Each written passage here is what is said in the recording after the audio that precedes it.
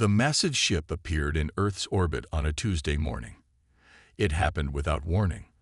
1 minute the skies were clear, the next a vessel larger than anything humans had ever built hung above the planet. Governments around the world scrambled to respond. Military forces went on high alert. Citizens looked up in fear and wonder. Commander Daniel Wright was eating breakfast when the call came. He rushed to the Pentagon, where chaos reigned. As one of the Navy's top experts in first contact protocols, Daniel found himself quickly pulled into an emergency meeting with the Joint Chiefs. "We're receiving a transmission," announced General Harris. The room fell silent as the large screen flickered to life. The alien that appeared had blue-tinted skin and 4 eyes arranged in a diamond pattern. "People of Earth," it said in perfect English, "I am Ambassador Kel Thorin of the Zinthuri Collective. We come as representatives of the Galactic Senate, a peaceful union of species. We wish to welcome Earth into our community." The next 48 hours passed in a blur. World leaders agreed to send a delegation to meet the aliens. Daniel was selected to lead the military aspect of the team. Catherine Bennett, a seasoned diplomat, would handle negotiations.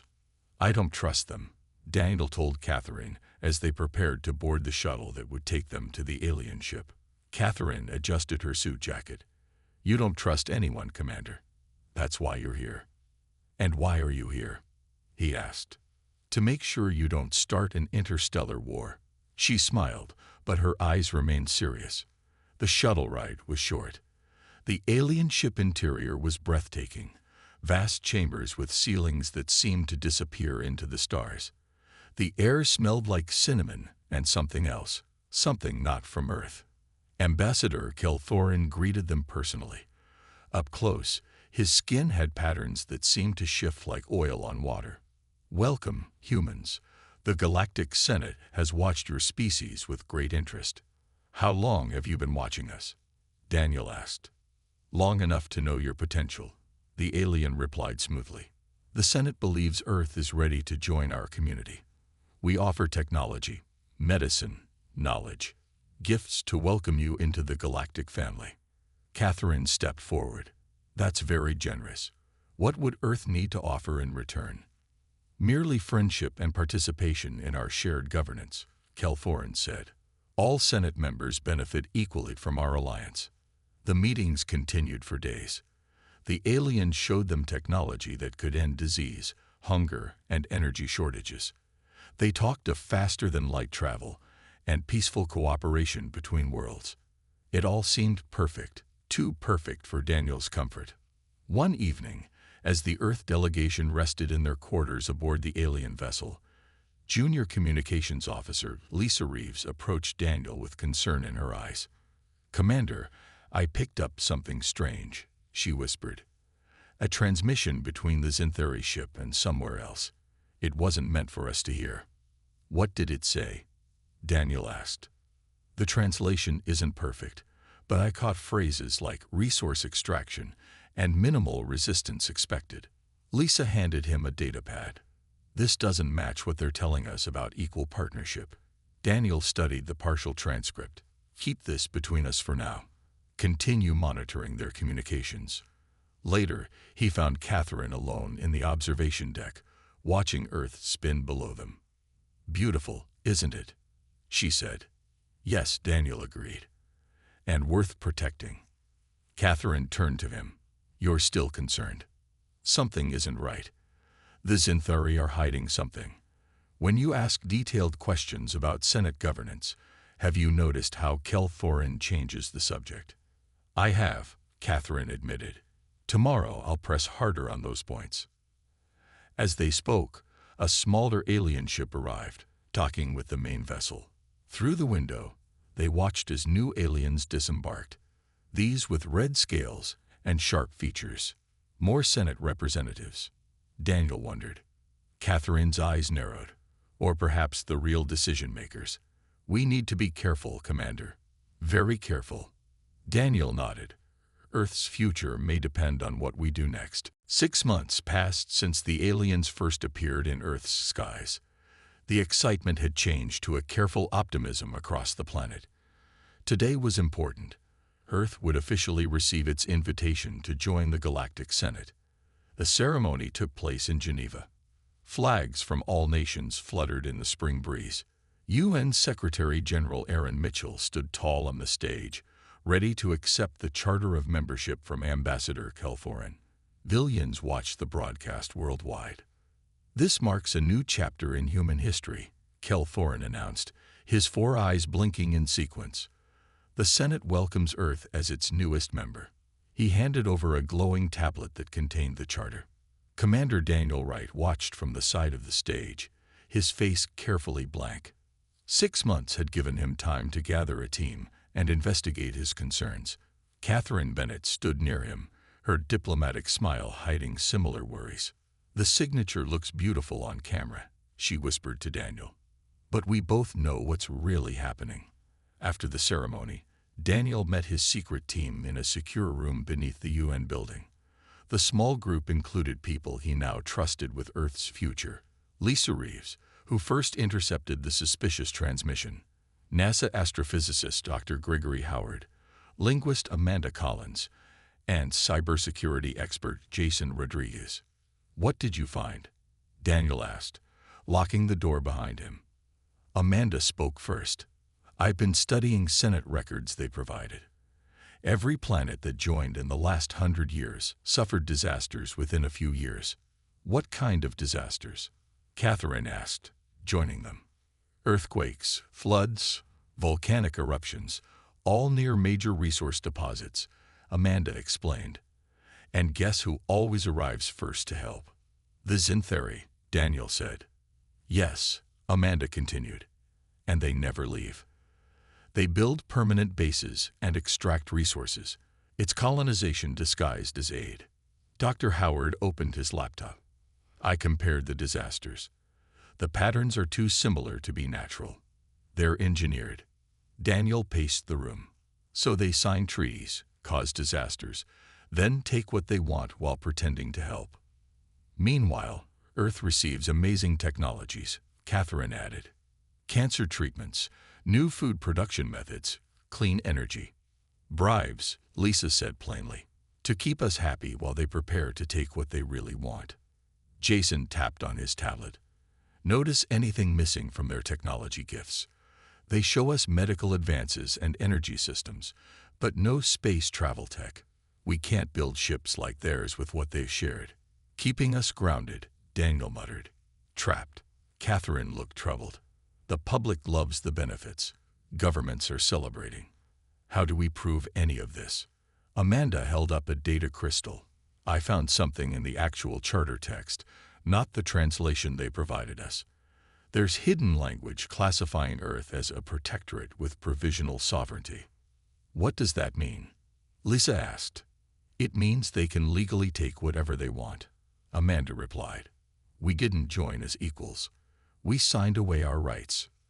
The room fell silent until Daniel spoke. "We need proof they're planning to trigger these disasters. Then we can act." 3 weeks later, strange readings appeared near the Grand Canyon. Seismic monitors detected unusual patterns. Daniel sent Dr. Howard to investigate with a small team. They returned with troubling news and photos of a strange device buried deep in the rock. "It's Zintheri technology," Dr. Howard explained, showing the images. "Designed to create controlled earthquakes. The area happens to be rich in rare earth elements." Jason studied the device schematics. "I think I can hack into it. Learn more about their plans." When Secretary-General Mitchell heard their evidence, he immediately requested a meeting with the Galactic Senate representatives. The response shocked everyone. "Earth's provisional status means you have no standing to question Senate operations," Kelforan stated coldly. "The devices are standard planetary assessment tools. Your concerns are noted but irrelevant." For the first time, the mask had slipped. Earth wasn't a partner. It was a resource waiting to be harvested. "What do we do now?" Catherine asked Daniel as they left the meeting. Daniel's face hardened.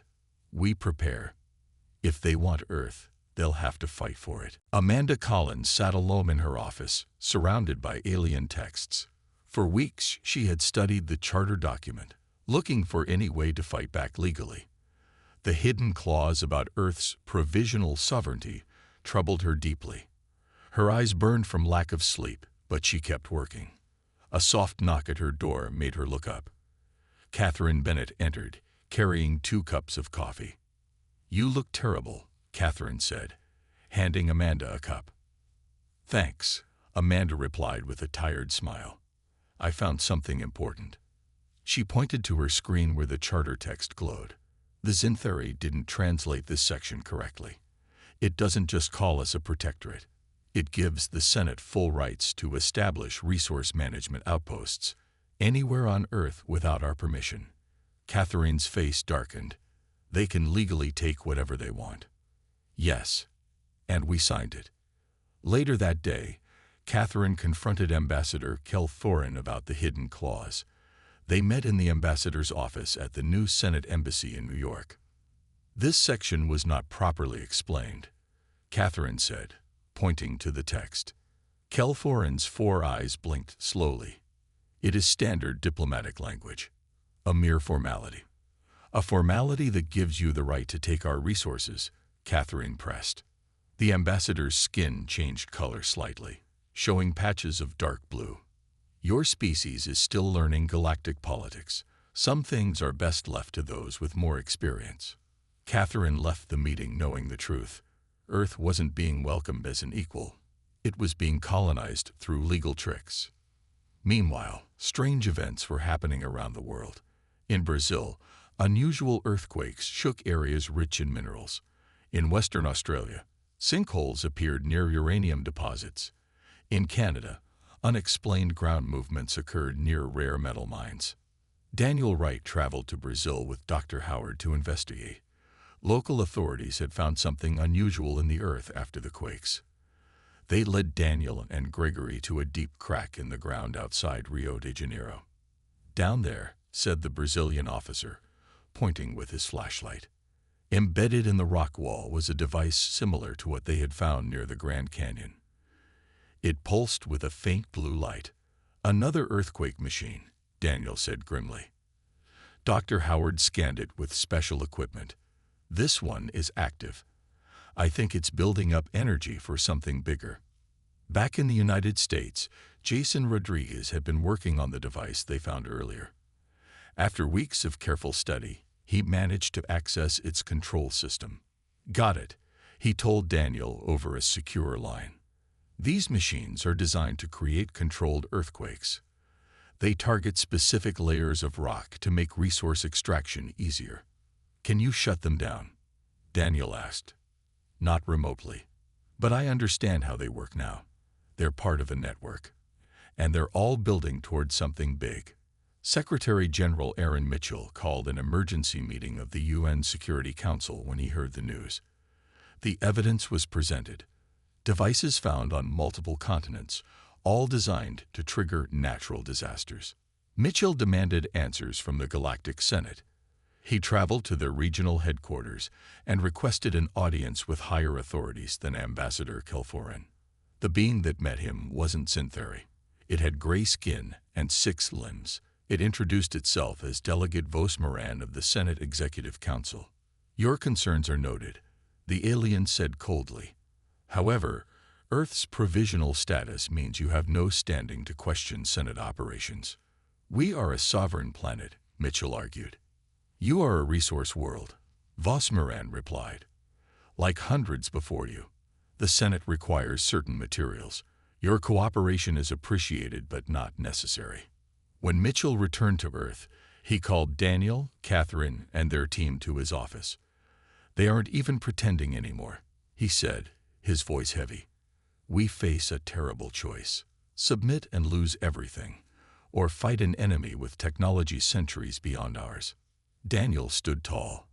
"Then we fight, but not the way they expect." The meeting room deep beneath the Pentagon was designed to be completely secure.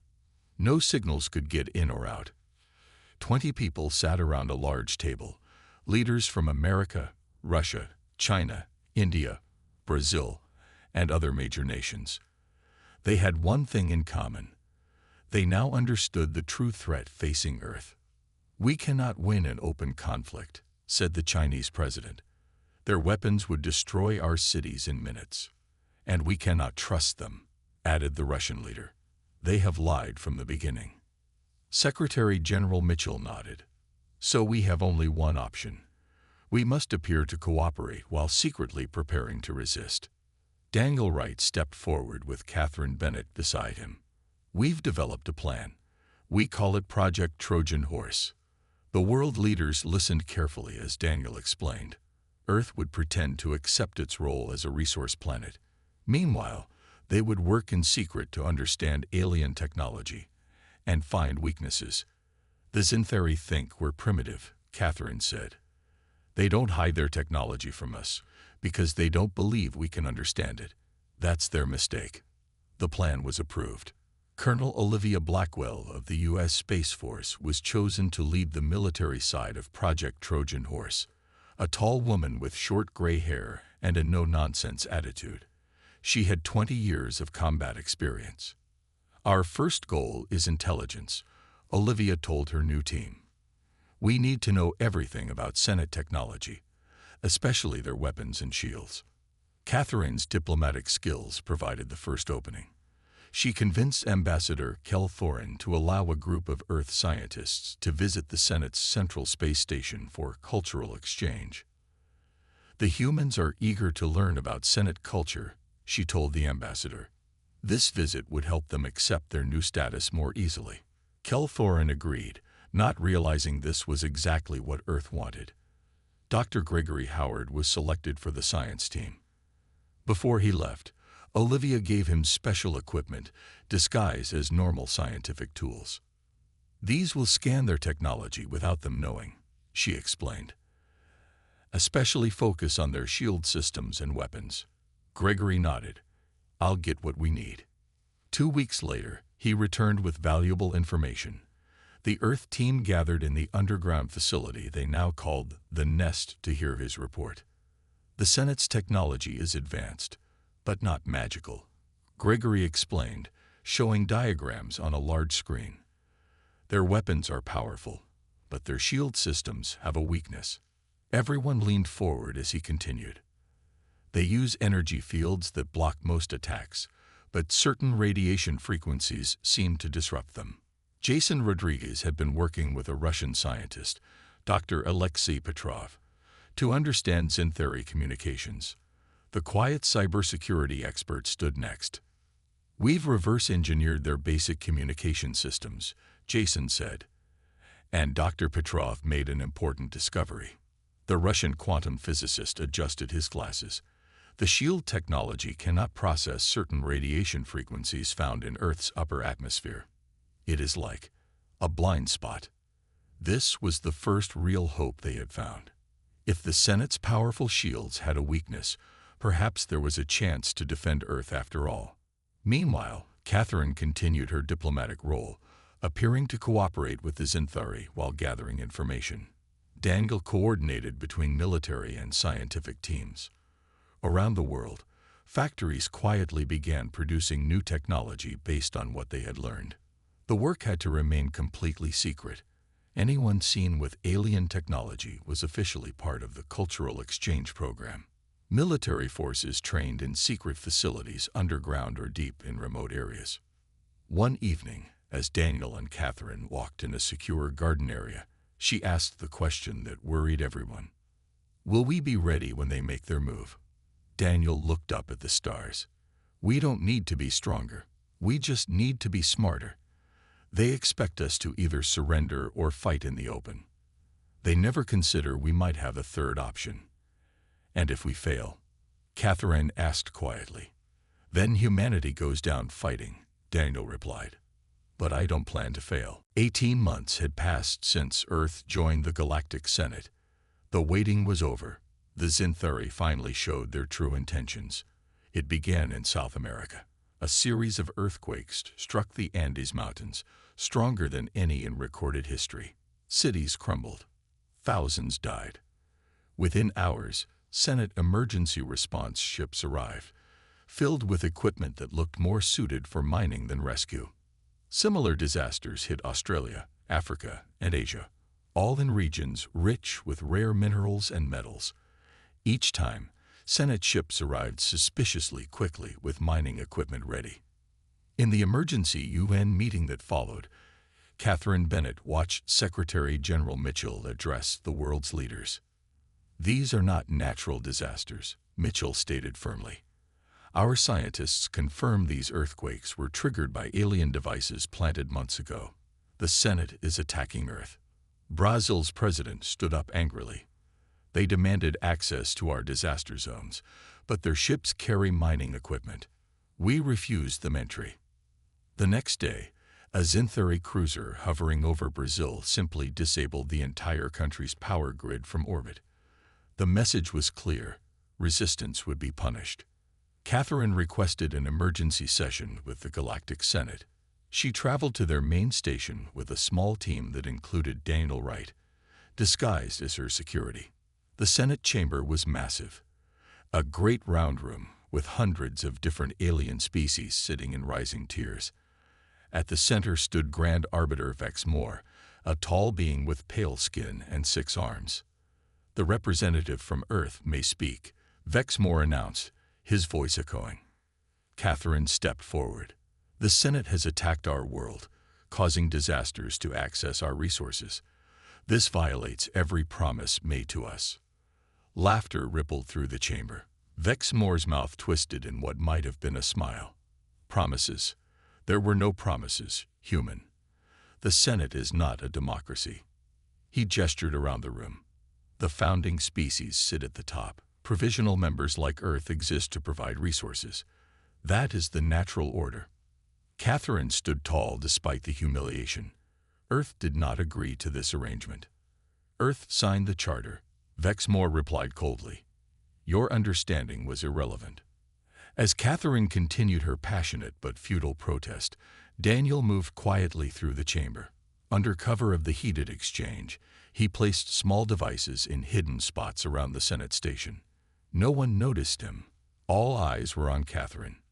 Each tiny device contained technology developed by Jason Rodriguez, based on Dr. Petrov's discoveries about Senate shield weaknesses. They looked like simple decorative objects, but they were much more. Back on Earth, Colonel Olivia Blackwell prepared her forces. For months, they had trained with weapons modified to exploit the weaknesses in Zinthari shields.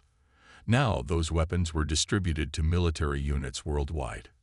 "Remember," she told her officers, "we cannot match their firepower. But we don't need to. We just need to hold out long enough for Phase 2. The modified weapons were hidden in ordinary military equipment. Tanks, jets, and ships looked normal but contained new technology. Satellites were quietly replaced with versions that could resist Zinthari control signals. In his laboratory beneath MIT, Jason Rodriguez monitored the tiny devices Daniel was planting. Each one successfully connected to the network he had created.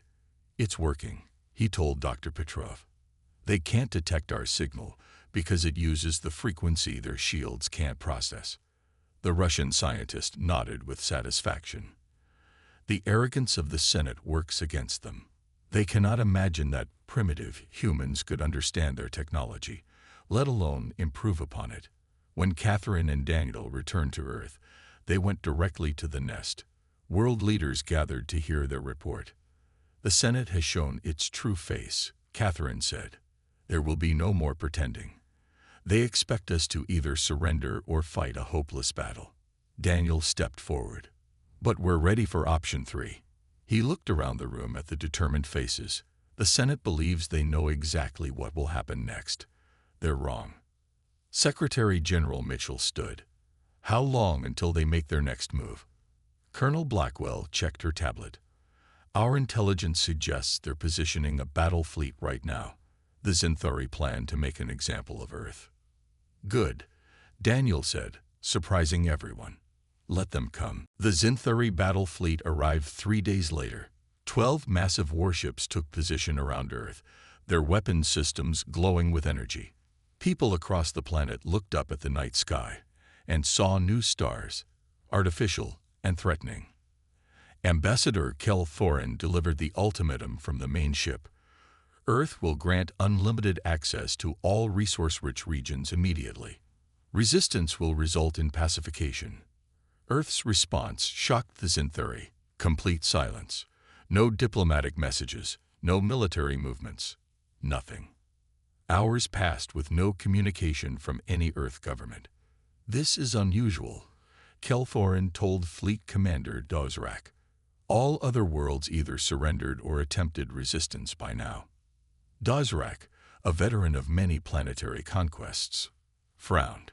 Perhaps their communication systems are malfunctioning. Begin deployment of the first wave. 500 smaller ships detached from the main fleet and descended toward Earth. They targeted military bases, government centers, and key infrastructure. The Xinthari expected anti-aircraft fire, missile launches, perhaps even primitive energy weapons. They encountered nothing. No resistance detected, reported a Xinthari officer. Landing zones clear.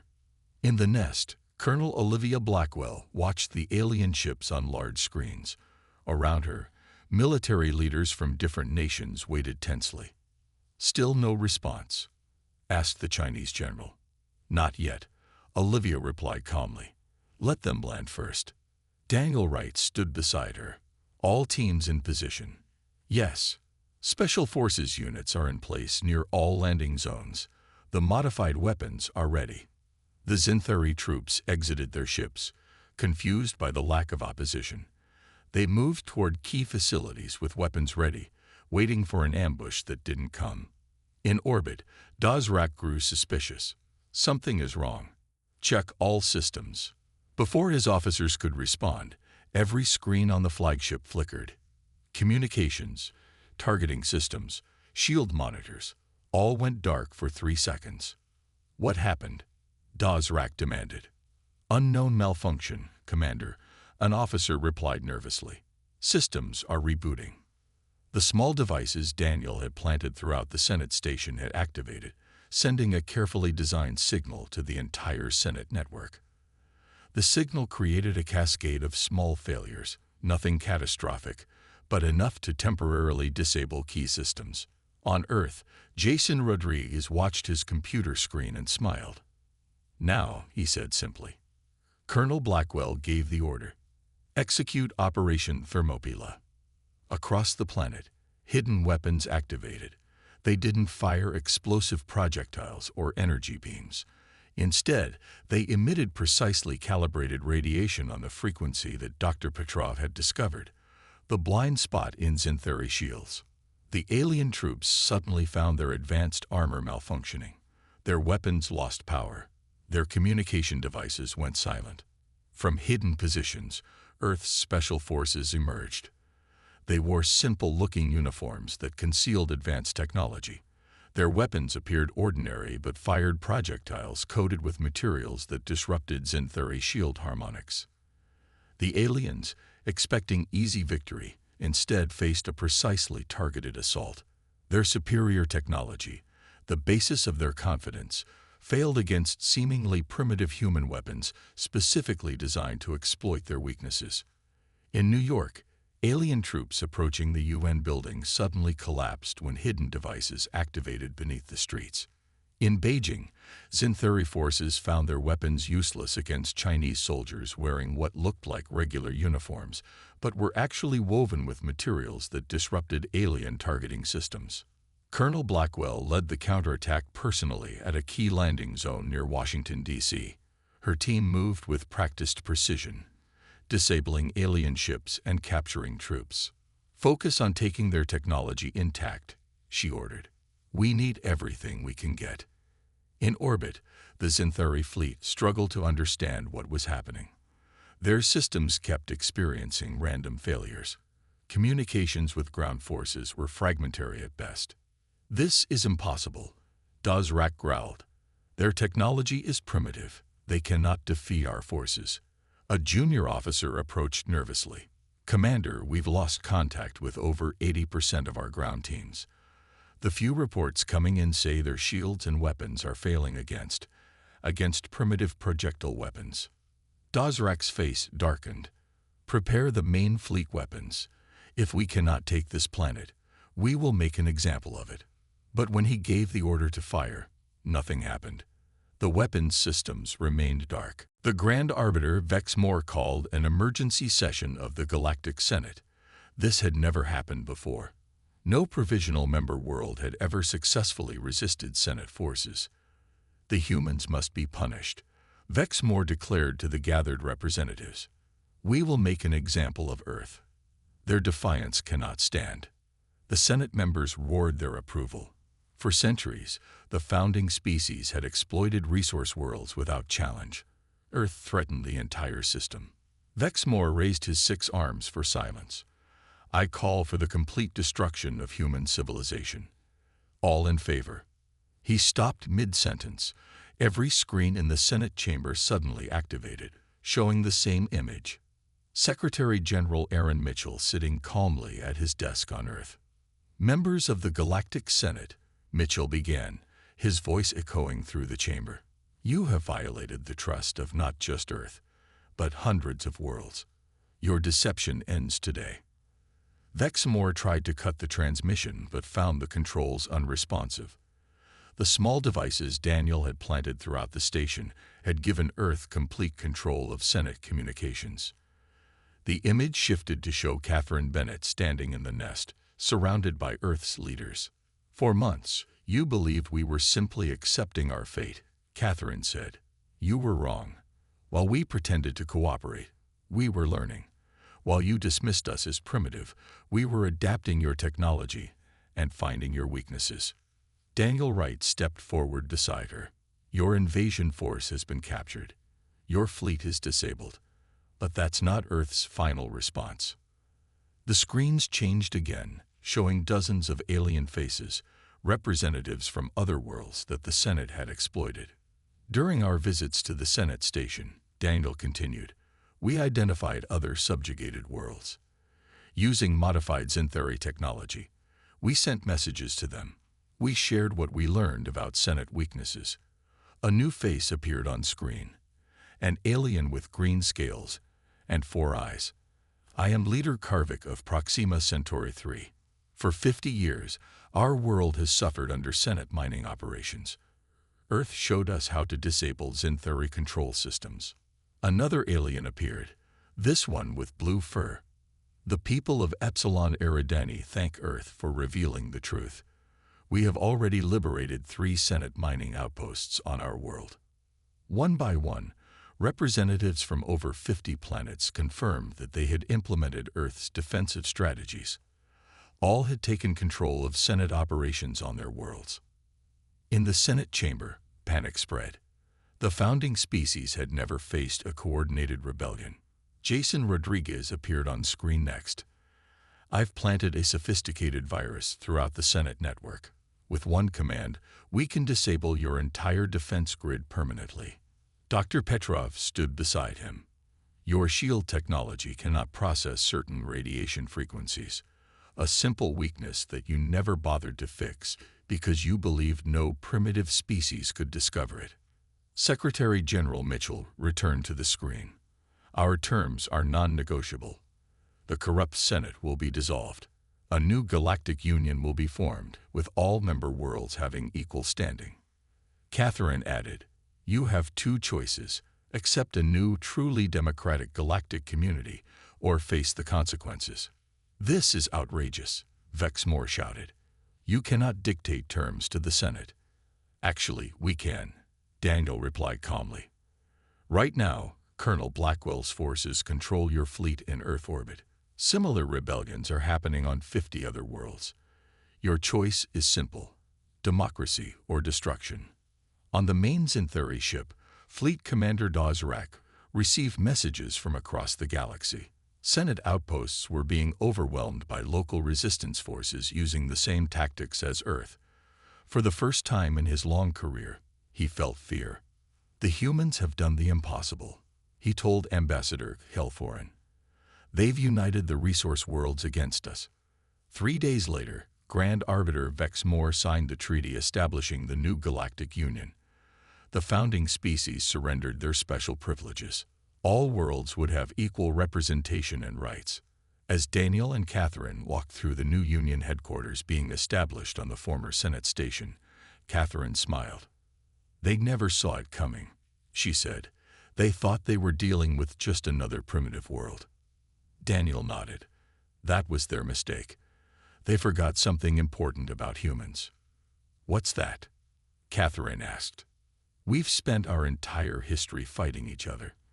When we finally united against a common enemy, we were unstoppable. Across the galaxy, worlds that had suffered under Senate exploitation celebrated their freedom. And it all began because the Galactic Senate never expected Earth's final response.